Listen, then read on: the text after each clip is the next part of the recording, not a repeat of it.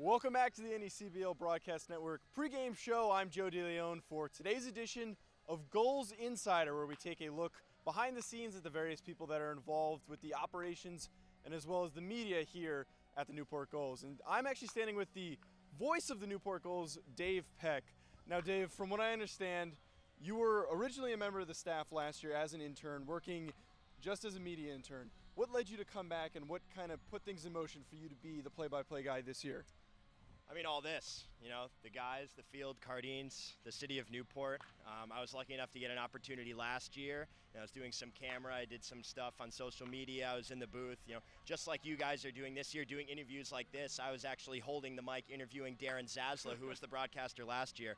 And he left. He went to graduate school at Northwestern Medill School of Journalism. And it was kind of in place that, based on things that I had talked to with Mike Falcone, Shannon, and Tom, and I was really excited, just a matter of finding a place to stay and, being able to cash in on the opportunity. And I was lucky enough to come back, and now, a bigger role, but a lot of fun. And now I'm kind of the one who's, directing everyone a little bit. Obviously Tom and Shannon are the ones on top, but, it's fun, and it's a new experience that, I'm really excited about having. So not a lot of fans really give credit for how difficult it is to do play-by-play. What would you say that experience was like the first time you actually got to do it, not particularly with the Gulls, but maybe out of here in Newport? Yeah, the first time I actually did play-by-play was this past fall for baseball, and it was Bowdoin College. My former teammates, they were just scrimmaging each other, and I would take a chair, and I would take a trash can behind the backstop, and I would broadcast it into my phone. I would just do play-by-play into my phone.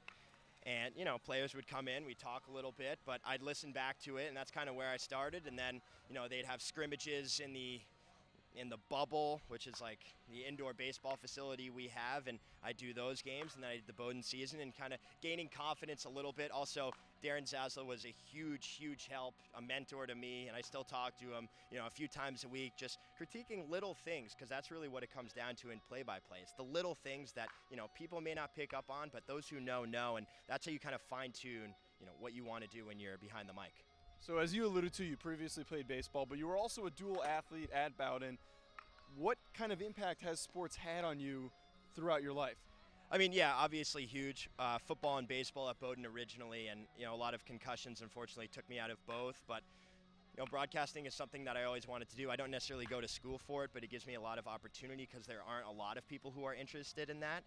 And it was actually on our baseball trip when I was hurt, I went down to Florida with the team, and I was just walking around because the guys were warming up, and I ran into the general manager of the Waves, Matt Finlayson, and I didn't know him at all. I went up to him, said, "This is what I'm interested in doing." He gave me the headset, said, "Call an inning." I said, "Okay, I will."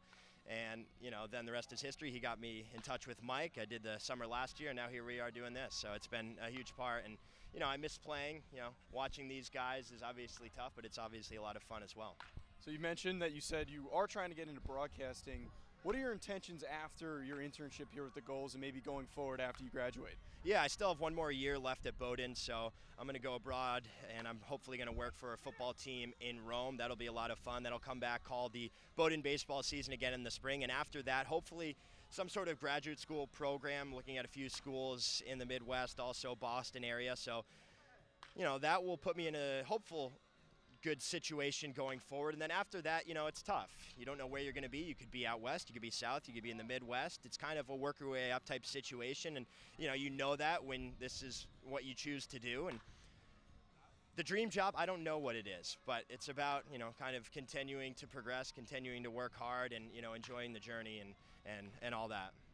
Now, do you think there's any likelihood that you come back next summer for the Gulls?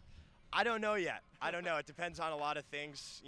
Graduate school depends if, for one, I get in, two, when the start date is, three, any other opportunities that may present itself, because you never know. That's the biggest thing.